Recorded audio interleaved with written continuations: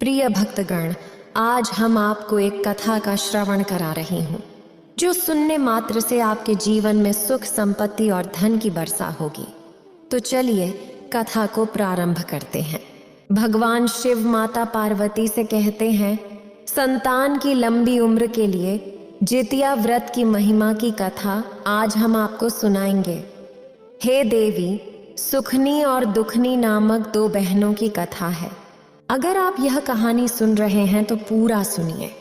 इस कथा को आधा अधूरा छोड़कर जाने की गलती मत करिएगा, क्योंकि इस पवित्र कथा को पूरा सुनने से मनचाहा फल की प्राप्ति होगी। इसलिए इस कथा को पूरा सुने। आप शिव भक्त हैं तो भोलेनाथ का अनादर ना करें। तो चलिए कथा प्रारंभ करते हैं। हे देवी, सुखनी और दुखनी दो बहनें थीं।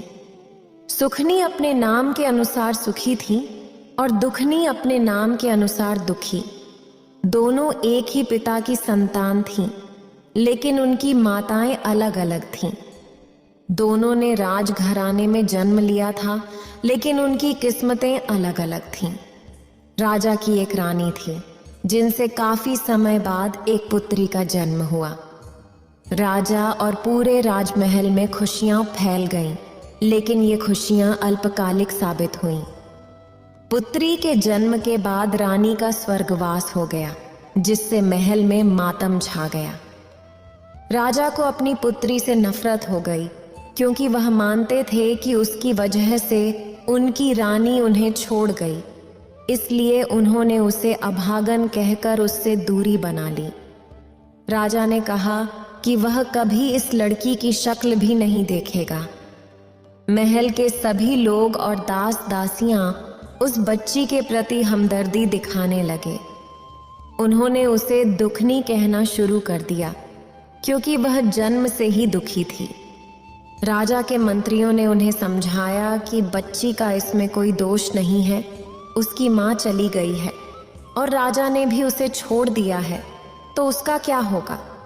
लेकिन राजा ने किसी की नहीं सुनी।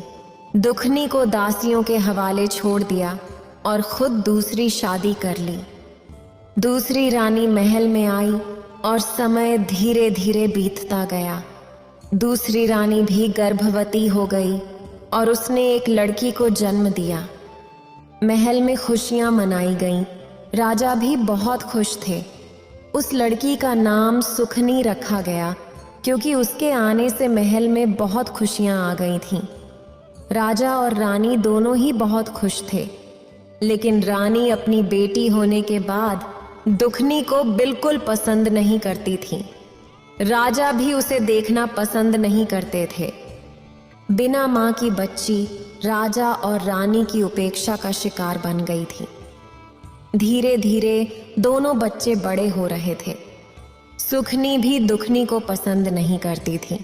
सुखनी हमेशा अच्छा खाना खाती, अच्छे कपड़े पहनती और एक राजकुमारी की तरह जिंदगी जीती थी।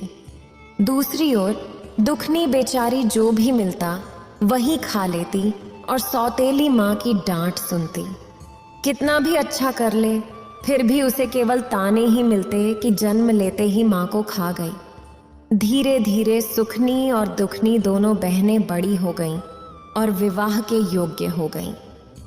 अब राजा के सलाहकारों ने दुखनी के विवाह की बात की तो राजा ने कहा, हाँ, विवाह तो मुझे करना है। वैसे भी उस कुलक्षणी को इस राज्य से भेजना है। वह मेरे राज्य पर बोझ है।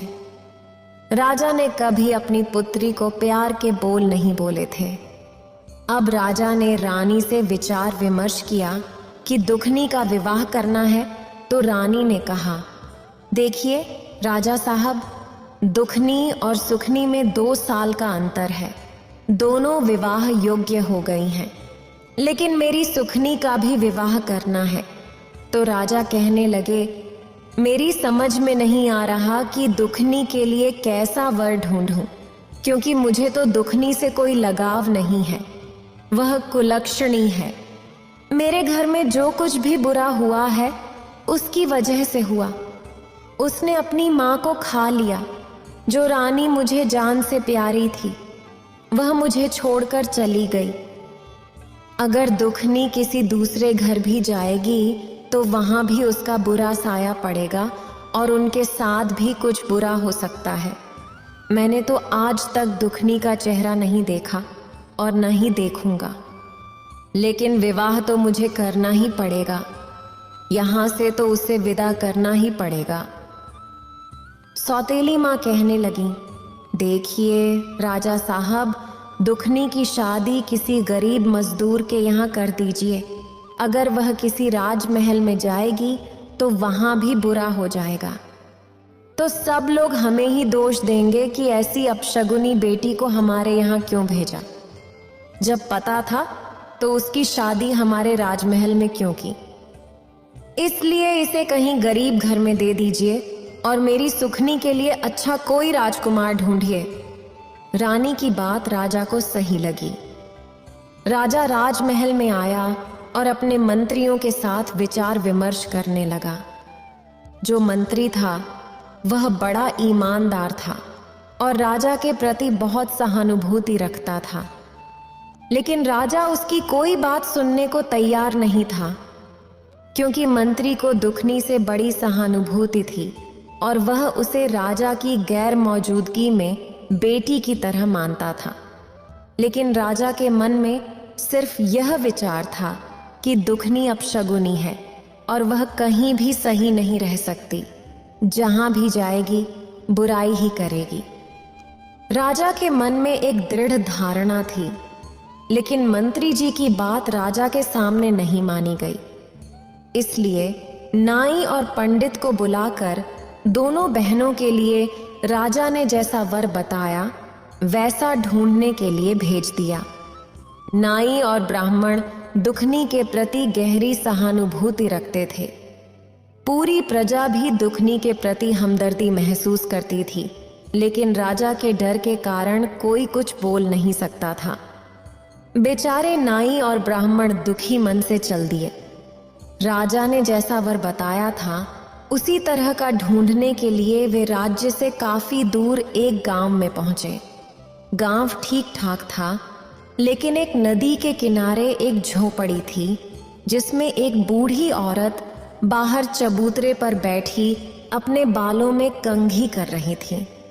वह बहुत बूढ़ी थी, उसका घर बिखरा हुआ था। नाई और ब्राह्मण जब उसके पास पहुंचे तो पूछने लगे, मैया तुम्हारे घर में कौन कौन है? बूढ़ी औरत ने उत्तर दिया, बेटा हम तो गरीब लोग हैं, मजदूरी करके पेट पालते हैं। मेरा एक बेटा है जो मजदूरी करता है और जितना कमाता है उससे ज्यादा उड़ा देता है, क्योंकि उसे काम में मन नहीं लगता। मैं भी जितना कर सकती हूँ करती हूँ। नाई और ब्राह्मण एक दूसरे को देखकर सोचने लगे कि यही घर दुखनी के लिए ठीक है। इसलिए उन्होंने बुढ़िया से बात की कि हम राजा की बेटी का विवाह तुम्हारे घर में करना चाहते हैं। बुढ़िया चौंक कर खड़ी हो गई और कहने लगी, अरे क्यों तुम मुझ बुढ़िया के साथ मजाक कर रहे हो? नाई और ब्राह्मण ने बुढ़िया को बैठाया और कहने लगे, माई हमारी बात ध्यान से सुनो। राजा की बेटी जरूर है, लेकिन न तो वह तुम्हें कोई दान दहेज देगा, न ही सानो शौकत से अपनी बेटी का विवाह करेगा। वह बेचारी दुखिया है, तुम उसे माँ का प्यार देना। वह बहुत संस्कारी लड़की है, लेकिन राजा की नजरों में गिरी हुई है।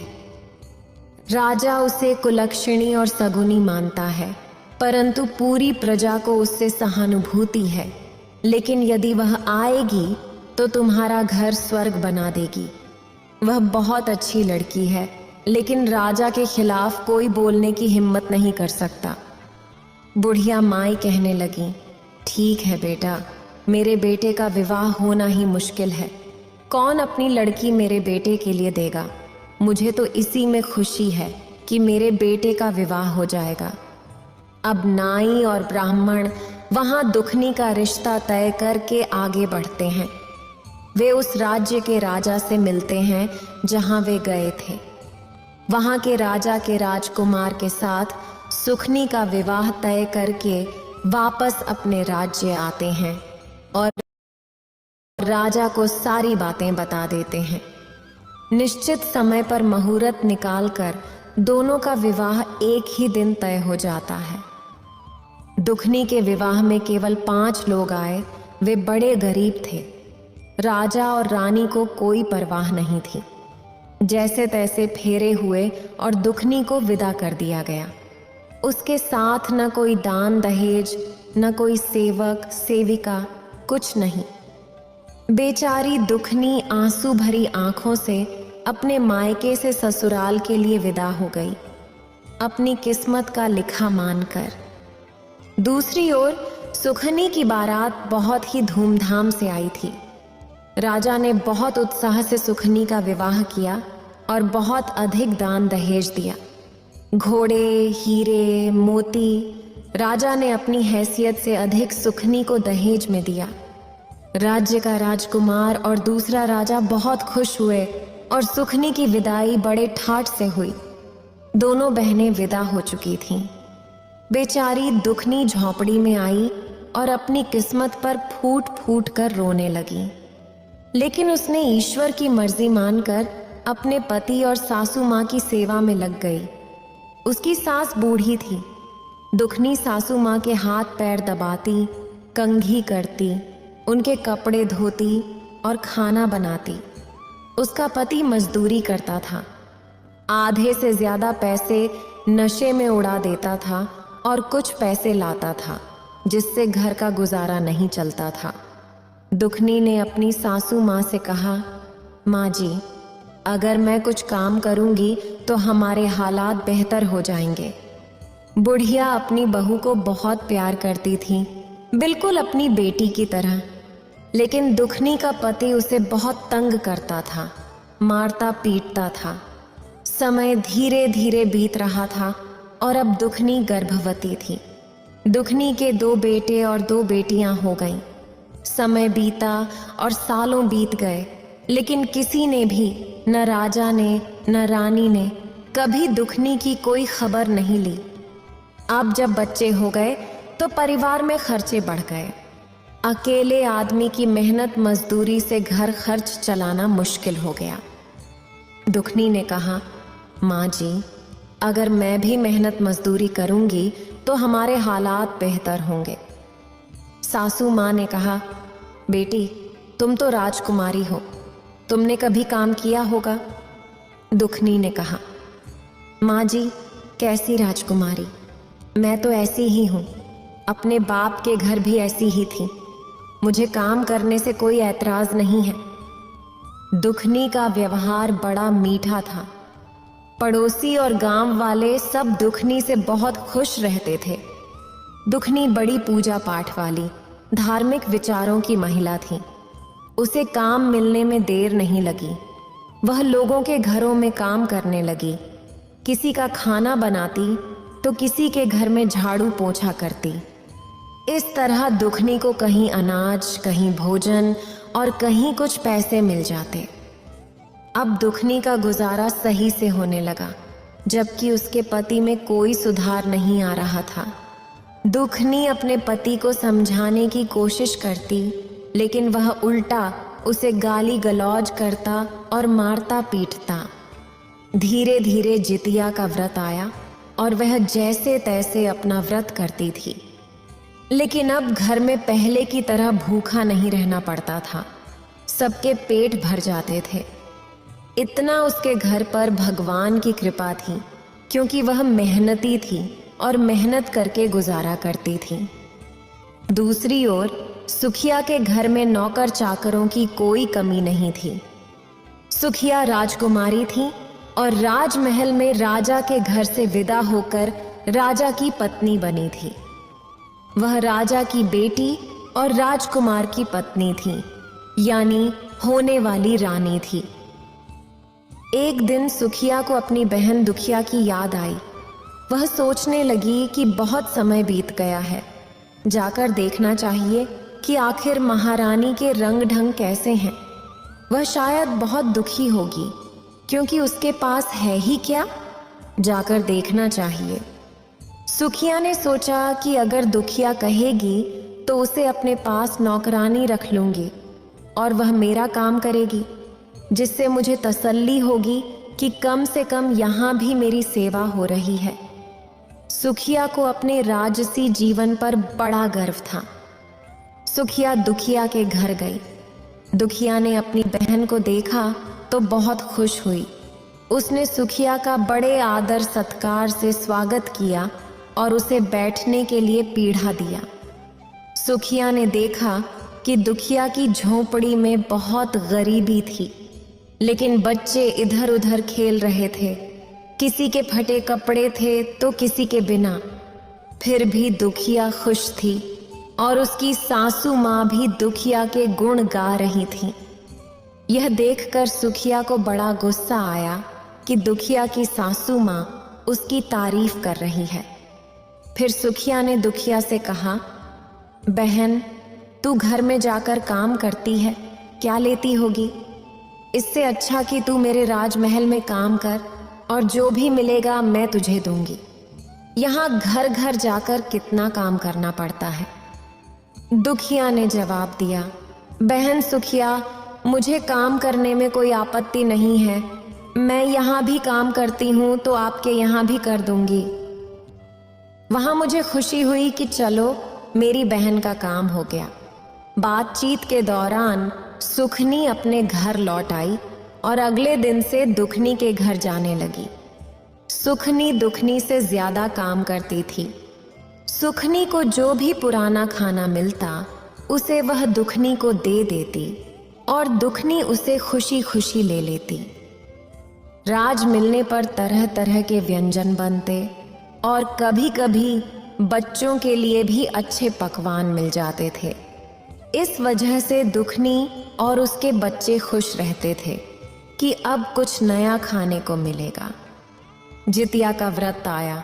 बच्चे कहने लगे, माँ, आज तो आप मौसी के यहाँ जाओगी, नए नए पकवान मिलेंगे, हमारे लिए भी कुछ लेकर आना। दुखनी ने कहा, ठीक है। दुखनी सुखनी के पास गई और कहने लगी, बहन, आज नहाए खाए हैं, जितिया का व्रत आ रहा है तो मुझे भी कुछ पकवान दे देना। बच्चे बहुत उम्मीद से बैठे हैं। सुखनी ने कहा, अरे दुखिया, कैसी बातें कर रही हो, काम कर, आज कुछ नहीं बनेगा, और उसे डांट दिया। बेचारी दुखनी रोती हुई अपने घर लौट आई। आज उसे पुराना खाना भी नहीं मिला। दुखनी रोती हुई घर आई तो बच्चे बोले, माँ, आज मौसी ने कुछ नहीं दिया। दुखनी ने कहा, नहीं बेटा। बच्चे बोले, माँ, तुम नहाए खाए का जितिया व्रत कैसे करोगी, पारण कैसे करोगी? दुखनी की आंखों में आंसू आ गए, लेकिन वह कुछ नहीं बोली और कहा, बेटा, जैसे भगवान चाहेंगे वैसे रह लूंगी। अपने बच्चों की लंबी आयु और स्वास्थ्य के लिए मैं व्रत जरूर रखूंगी। मेरी धन दौलत जो कुछ भी है मेरे बच्चे हैं। लेकिन बेचारी दुखनी बहुत लाचार थी। वह अपनी भूख सह सकती थी, लेकिन बच्चों के लिए व्रत जरूर रखती। लेकिन आज सासू माँ और बच्चों को भूखा कैसे देखेगी? तभी दुखनी ने मन ही मन निर्णय लिया। उसने कुल्हाड़ी और रस्सी उठाई और कहने लगी, आज से मैं किसी के घर नौकरानी नहीं बनूंगी। अपना काम खुद करूंगी, जंगल से लकड़ी लाऊंगी और शहर में बेच दूंगी और इसी से अपना गुजारा करूंगी। अब वह लकड़ी लाने के लिए रस्सी और कुल्हाड़ी उठाकर जंगल की ओर चल पड़ी। अभी समय था, वह लकड़ियां बेचकर अपने व्रत का सामान ला सकती थी। बेचारी जंगल की तरफ सच्चे मन से व्रत माता का नाम लेते हुए बच्चों की लंबी उम्र की कामना करती हुई मन ही मन रोती जा रही थी। अपनी बेबसी और लाचारी पर चलते हुए उसने देखा कि जंगल के अंदर एक गाय है जो प्रसव पीड़ा से बहुत दुखी हो रही थी।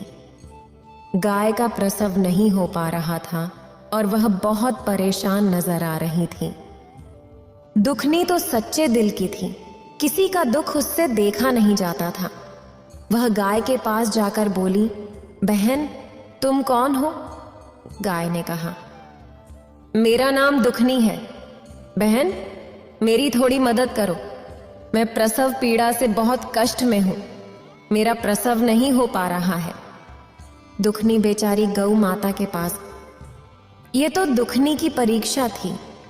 उसने गौ माता का हाथ सहलाया, उसकी कमर पर प्यार से हाथ फेरा तो गौ माता का प्रसव हो गया और बछड़े का जन्म हो गया। गौ माता ने बड़े अच्छे से उसका धन्यवाद दिया। दुखनी ने गौ माता से कहा, आप बछड़े का ध्यान रखो और मुझे अभी लकड़ी लेने जाना है। गौ माता ने कहा, दुखनी बहन लौटते समय मुझसे जरूर मिलते जाना। दुखनी आगे बढ़ चली। रास्ते में थोड़ी ही दूर चली थी कि उसने देखा एक नागिन बार बार अपना फन जमीन पर मार रही थी और तड़प रही थी। दुखनी ने उसे ध्यान से देखा। ऐसा लग रहा था जैसे वह बहुत कष्ट में है।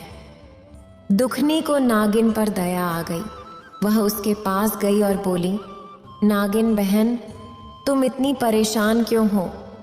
नागिन ने जवाब दिया, तुम कौन हो? मुझे देखकर तो लोग डरकर भाग जाते हैं और तुम मेरे पास आ गई हो। दुखनी ने कहा, नागिन बहन मुझे डरने की क्या जरूरत है? अगर तुम मुझे 10 भी लोगी तो क्या होगा? मेरे बिना यह दुनिया नहीं रुकेगी और मेरे मरने से तो अच्छा है कि धरती पर एक बोझ कम हो जाएगा। मैंने कभी किसी का प्यार नहीं पाया। माँ बाप के प्यार के लिए तरसती रही और यहाँ भी पति के प्यार में वह चीज़ नहीं मिली जिससे माँ बाप का प्यार भूल जाऊं। वह भी बस मतलब से बात करता है, आधा कमाता है और आधा उड़ा देता है। न बच्चों से मतलब है न मुझसे। जब उसका मन करता है तब घर आता है, नहीं तो नशा करके पड़ा रहता है। नागिन ने कहा, बहन दुखिया मैं क्या करूं? मेरी यह कैंचुली नहीं उतर रही है। लोग मुझे देखकर पत्थर मारते हैं और डरते हैं, लेकिन तुम मेरे पास आ गई हो। मेरी यह कैंचुली उतारने में मेरी मदद करो। दुखनी ने उसकी कैंचुली उतार दी। नागिन की तो जैसे सोने की काया हो गई। नागिन इधर उधर बड़े लचीलेपन से चलने लगी। नागिन ने कहा, बहन दुखनी तुम बहुत अच्छी हो। रास्ते में जब वापस आओ तो मुझसे मिलकर जाना। दुखनी वहां से आगे बढ़ चली। जंगल के अंदर उसने देखा एक बहुत ही बूढ़ी माई बैठी हुई थी। वह स्वयं जितिया माता थी। वह दुखनी की परीक्षा लेने आई थी कि वह अपनी परीक्षा में पास होती है या नहीं। भगवान की माया को भगवान ही जाने। दुखनी ने देखा बूढ़ी माई बहुत परेशान बैठी थी। वह बूढ़ी माई कहने लगी, अरे कौन हो तुम बहन, और इस जंगल में तुम क्या कर रही हो? दुखनी ने जवाब दिया, माँ जी मैं यहाँ लकड़ी काटने आई हूँ, लेकिन आप इस घने जंगल में क्या कर रही हो? जितिया माता ने कहा, बेटी मैं तो यहाँ झोपड़ी बनाकर रहती हूँ। मेरे पैरों में बहुत दर्द हो रहा है, चलने में दिक्कत हो रही है। क्या तुम मुझे मेरी झोपड़ी के अंदर तक ले जा सकती हो? दुखनी ने कहा, जरूर माँ जी। और उसने जितिया माई को कंधे का सहारा देकर उठाया। अंदर एक चारपाई पड़ी हुई थी। दुखनी ने जितिया माई को चारपाई पर बिठा दिया। जितिया माई के खुले बाल उलझे हुए थे और उनका रूप भयावह सा लग रहा था। मक्खियां उनके चेहरे पर भिन भिना रही थीं। जितिया माई ने कहा, बेटा मेरे पैरों में बहुत दर्द हो रहा है। दुखनी ने जवाब दिया, कोई बात नहीं माँ जी, मैं अभी आपके पैरों की मालिश करती हूँ। दुखनी ने जितिया माई के हाथ और पैरों की अच्छे से मालिश की। फिर जितिया माई ने कहा, बेटी मुझे नहाए हुए कई दिन हो गए हैं, मेरे बाल उलझ गए हैं और सिर में जुएं पड़ गई हैं। दुखनी ने कहा, माँ जी मैं अभी आपकी सफाई कर देती हूँ। उसने जितिया माई को नहलाया, उनके बालों में कंघी की और जुएं साफ की। जितिया माई को नींद आने लगी और दुखनी ने उनका सिर अपनी गोद में रख लिया। जितिया माई सो गईं। यह सब माँ की लीला थी। वह दुखनी के मन की स्थिति को जानती थी। शाम होने को थी, सूरज छिपने वाला था। दुखनी के मन में यह नहीं था कि उसे लकड़ी बेचकर घर ले जाना है। वह बस यही सोच रही थी कि माँ ने उसे कितना प्यार दिया है। आज उसे अपनी माँ का प्रेम महसूस हो रहा था। माँ के लिए वह तरसती रही थी। उसे लग रहा था जैसे जितिया माई ही उसकी माँ है। जब जितिया माई की आंख खुली तो उन्होंने कहा, अरे बेटी, मैं तो सो गई। तूने मुझे जगाया क्यों नहीं? और देख, शाम हो गई है। अब तू घर लकड़ी लेकर कैसे जाएगी बेटा? दुखनी ने कहा, कोई बात नहीं माँ जी, मैं इसे ले जाऊंगी। इतने दिन नहीं ले जा पाई तो एक दिन और सही, आज नहीं तो कल ले जाऊंगी। जितिया माई ने कहा, ठीक है बेटा, जरा मेरा ये थैला जो टंगरा खूंटी से टंगा है मुझे पकड़ा दे। दुखनी ने थैला उठाया और जितिया माई को दे दिया। जितिया माई ने उसमें से एक पोटली निकाली और दुखनी को देते हुए बोली, बेटी, यह पोटली ले जा। इसमें कुछ लाल कपड़े में बंधा हुआ है, इसे घर जाकर खोलना। दुखनी बहुत खुश हुई। वह सोचने लगी कि आज उसने कुछ कमाया नहीं तो क्या, कम से कम किसी की मदद की है। यह सोचकर उसके मन में खुशी हो रही थी। दुखनी पोटली लेकर आगे बढ़ी तो उसे वहीं नागिन मिली। नागिन ने कहा, अरे दुखनी बहन, जरा रुको तो सही। मैंने तुमसे कहा था कि मुझसे मिलकर जाना और तुम चुपचाप चली जा रही हो। दुखनी ने कहा, नहीं बहन, बताइए। घर जाने के लिए थोड़ी देर हो रही थी तो सोचा जल्दी निकल जाऊं। नागिन ने कहा, बहन, तुमने मुझे 12 वर्ष की कैचुली से छुटकारा दिलाया। मैं तड़प रही थी। ये लो, ये मेरी नागमणि है, इसे ले जाओ। जिस घर में ये रहेगी वह घर 9 बार सिद्ध हो जाएगा। दुखनी बहुत खुश हुई। उसने नाग माता के हाथ जोड़े और वहां से चल दी।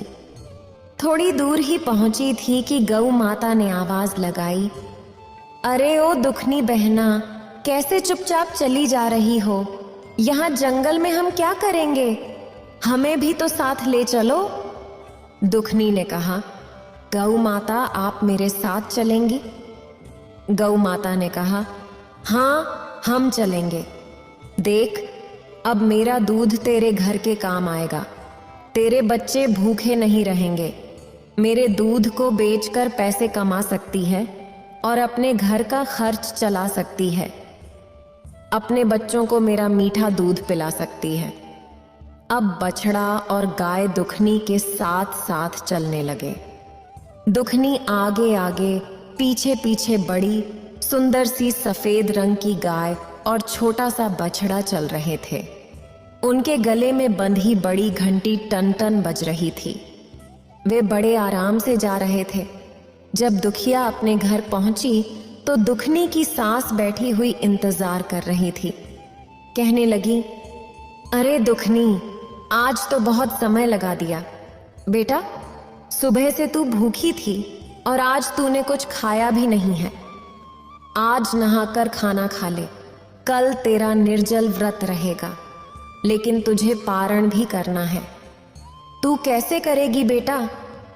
नवमी के दिन वह अपनी सासू माँ से बोली, माँ जी, आप चिंता मत करो। मुझे तो लगा ही नहीं कि मैंने कोई व्रत रखा है। मेरे शरीर में तो अजीब ताकत का एहसास हो रहा है। मुझे नहीं लग रहा कि मैं आज इतनी परेशान थी। आज तो मुझे बहुत हल्का और खुशी महसूस हो रही है। जब वह घर आई तो उसने सारी बात अपनी सासू माँ को बताई।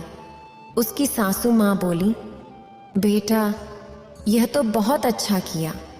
तूने दूसरों की मदद की। फिर उसकी सासू माँ ने चौके को लीप दिया और एक दिया जला दिया। दुखनी ने वहां पर लाल पोटली रख दी। जैसे ही दुखनी ने लाल पोटली खोली, उसमें से सोना, चांदी, हीरे और मोती झड़ पड़े।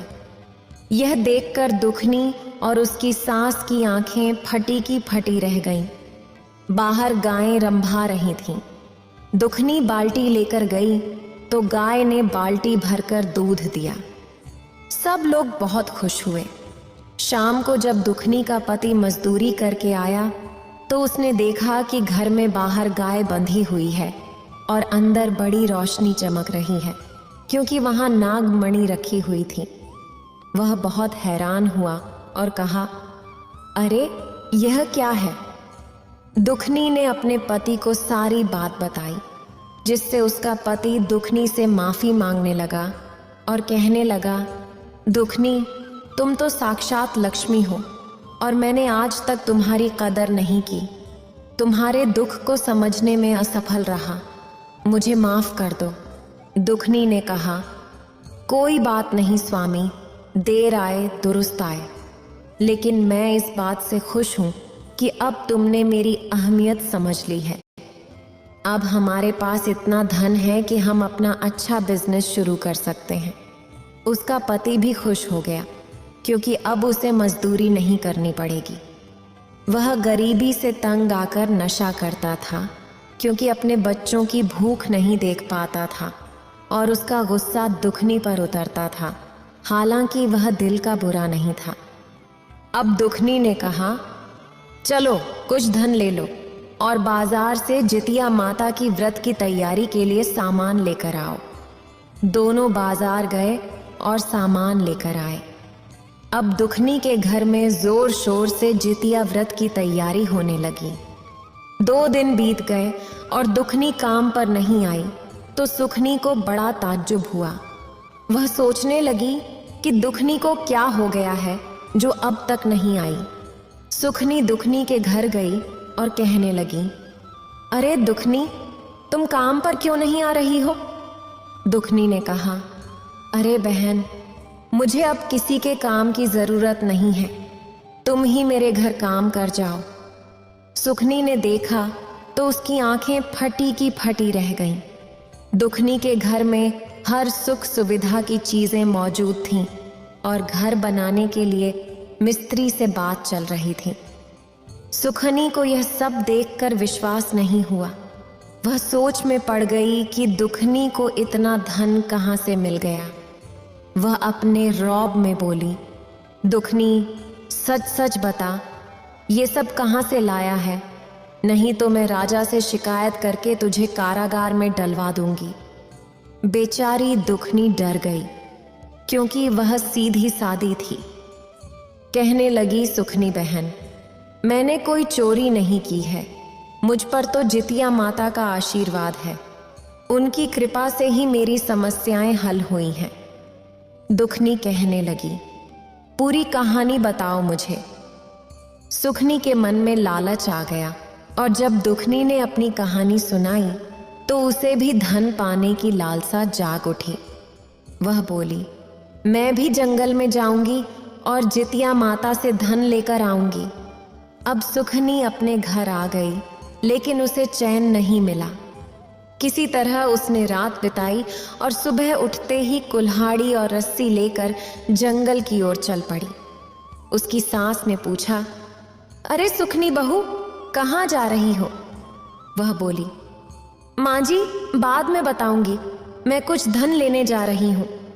उसकी सास कहने लगी, अरे बेटी, हमारे घर में सब कुछ है, हमें धन की क्या जरूरत है? वह बोली, नहीं माँ जी, मुझे जाने दें। सास की बात अनसुनी करके वह जंगल की ओर बढ़ गई। जंगल में चलते हुए कुछ अंदर गई तो देखा कि एक गाय पीड़ा से कराह रही थी। गाय ने कहा, अरे बहन, तुम कौन हो? मेरी मदद करो, मैं प्रसव पीड़ा में हूँ और दर्द सहन नहीं हो रहा है। सुखनी ने कहा, क्या मैं तुम्हें दासी दिखाई देती हूँ?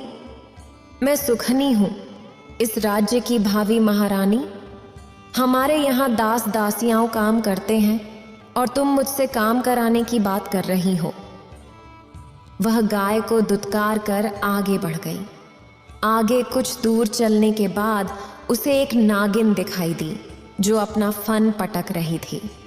नागिन ने कहा, अरे बहन, जरा मेरी मदद कर। सुखनी नागिन को देखकर डर गई और बोली, तू मुझे 10 लेगी और मैं तेरी मदद कर दूं? शाम को जो दूध पिलाता है उसी को 10 लेता है, मैं तेरी मदद नहीं करूंगी। उसने एक पत्थर उठाकर नागिन को मार दिया और बोली, चल मर जा परे। इसके बाद वह आगे चल दी। जब वह जंगल के गहरे हिस्से में पहुंचती है तो दोपहर बीत चुकी होती है। वह बूढ़ी माई को ढूंढते ढूंढते थक जाती है और जब शाम होने को आती है तो उसे एक झोंपड़ी दिखाई देती है और एक बड़े पेड़ के नीचे एक बूढ़ी महिला बैठी होती है। वह बूढ़ी महिला बहुत गंदी होती है। चेहरे पर मक्खियाँ भिनक रही होती हैं और बाल उलझे हुए होते हैं। उसे देखकर वह नाक मुंह सिकोड़ने लगती है। बूढ़ी महिला कहती है, अरे बिटिया, कौन है? ज़रा मुझे मेरी झोपड़ी में पहुंचा दे। मेरे हाथ पैरों में बहुत दर्द है। मुझे झोपड़ी में बैठा दे। कई दिनों से नहाई नहीं हूँ, थोड़ी नहला दे और मेरे सिर में जुएं पड़ गई हैं, ज़रा सफाई कर दे। सुखनी कहती है, अरे वाह बुढ़िया, क्या मैं तुझे दासी नज़र आती हूँ जो तेरी इतनी सेवा करूँगी? मेरे घर में दास दासियाँ हैं और तू मुझसे आदेश चला रही है। मैं तो यहाँ उस बूढ़ी महिला से मिलने आई हूँ जिसने मेरी बहन को धनवान बनाया है। उसे खूंटी पर लटका हुआ एक थैला दिखाई देता है जिसमें एक पोटली रखी होती है, लाल कपड़े में बंधी हुई। वह कहती है, अच्छा, तो यह वही बूढ़ी है जिसने दुखनी को अमीर बनाया है। वह बूढ़ी महिला से कहती है, तेरी सेवा मेरे बस की बात नहीं है, मुझे बस यह पोटली चाहिए। और वह पोटली उठाकर चल देती है। रास्ते में उसे नागिन दिखाई देती है जो अभी भी फन फैलाए होती है। थोड़ी दूर जाकर देखती है तो नागिन गायब हो चुकी होती है, लेकिन वह किसी की मदद नहीं करती। उसके दिल में जरा भी दया नहीं थी। घर पहुंचकर वह खुशी खुशी अपनी सासू माँ से कहती है, देख सासू माँ, अब हम बहुत बड़े महाराज बन जाएंगे। हमारा राजपाट बढ़ जाएगा और हमारे राजकोष में धन बढ़ जाएगा। मैं ऐसी चीज लेकर आई हूँ। उसकी सासू माँ हाथ जोड़ लेती है और माथा पीटती है, पता नहीं कैसी बहू मिली है, संस्कार तो इसमें नाम को भी नहीं है। अब वह थोड़ा सा चौंक लीपती है, गोबर से उदासी से लिप जाती है, खुद तो कुछ नहीं करती। एक दिया जलाने के लिए बोलती है। जब वह पोटली खोलती है तो क्या देखती है? उसमें से कीड़े मकोड़े निकलने लगते हैं, गंदगी और कीड़े भिन भिनाने लगते हैं, तरह तरह की गंदगी और बदबू फैल जाती है। तभी देखा कि उसके महल में आग लग गई। यह देखकर वह घबरा गई। उसकी सासू माँ ने बड़ी मुश्किल से उसकी जान बचाई और उसे बाहर निकाला। उसका सारा राजपाट सब धरा का धरा रह गया। सारा जमा धन जलकर खाक हो गया। अब उसकी सासू माँ उसे ताने देती हैं कि ऐसी कुलक्षणी आई है जिसने राजपाट को चौपट कर दिया। कहाँ तो लक्ष्मी आती हैं और घर को स्वर्ग बना देती हैं, लेकिन ये आई और सब कुछ जलकर राख हो गया। कभी किसी की बात नहीं मानती है। अब जो सुखनी थी उसे अपनी करनी पर थोड़ा भी पछतावा नहीं हो रहा था। उसे उल्टा अपनी बहन पर गुस्सा आ रहा था कि दुखनी ने उसके साथ छल किया है। वह अपनी बहन दुखनी के घर पहुंच जाती है और उससे पूछती है, सच सच बता, तूने मेरे साथ क्या छल किया है? तेरे कारण मेरा सब कुछ जलकर नष्ट हो गया। मेरी सासू माँ मुझे ताने दे रही है, मेरे घर में भूखों मरने की नौबत आ गई है। दुखनी कहती है, बहन मैंने तो तुझे सच सच बताया था, लेकिन तेरे घर में तो सब कुछ था। तू क्यों उधर गई? तुझे लालच आ गया ना। लेकिन सुखनी कहती है, नहीं दुखनी, मैं तुझे राजा से दंड दिलवाऊंगी और तुझे मृत्यु दंड दिलवाऊंगी। बेचारी दुखनी रोने लगती है और सच्चे मन से जितिया माता को पुकारती है, हे माँ मेरी रक्षा करो, मैं अपनी सफाई कैसे पेश करूं? मेरे पास तो कोई सबूत नहीं है। कैसे मैं अपनी बहन को विश्वास दिलाऊं कि जो मैंने बताया है वो सब सच है। तभी जितिया माता वहां प्रकट हो जाती है। दुखनी माता के चरणों में गिर जाती है। जितिया माता कहती हैं, सुखनी तेरे अंदर लालच, दया और सेवा भावना की कमी है। यह बेचारी दुखनी ममता की मूरत है और इसके अंदर इतनी दया भावना है कि भगवान भी प्रसन्न होते हैं, लेकिन तेरे मन में कपट है। तू दूसरों की खुशी देखकर भी खुश नहीं होती, सिर्फ अपने ही लाभ की सोचती है, इसलिए तुझे तेरी करनी का फल मिला है। दुखनी को उसकी पूजा का फल मिला है। दुखनी रो रही थी और सुखनी भी माता के चरणों में गिर पड़ी। उसे अपनी गलती पर पछतावा होने लगा। वह माता से क्षमा याचना करती है, माता मुझे माफ कर दो, मुझसे बहुत बड़ी गलती हो गई है। दुखनी माता से कहती है, माता मेरी बहन को माफ कर दीजिए। माता रानी सुखनी से कहती हैं, देखो तुम दुखनी का कितना बुरा चाहती थी, लेकिन दुखनी अभी भी तुम्हारा भला चाहती है। माता सुखनी को सौभाग्य और बेटे का आशीर्वाद देती हैं और दोनों बहनों को सुखी रहने का आशीर्वाद देकर अंतर्धान हो जाती हैं। सुखनी का राजपाट पहले जैसा हो गया और उसमें बदलाव आ गया। अब वह अपनी बहन दुखनी के साथ मिलकर पूजा पाठ करती और जितिया माता की कथा सुनती।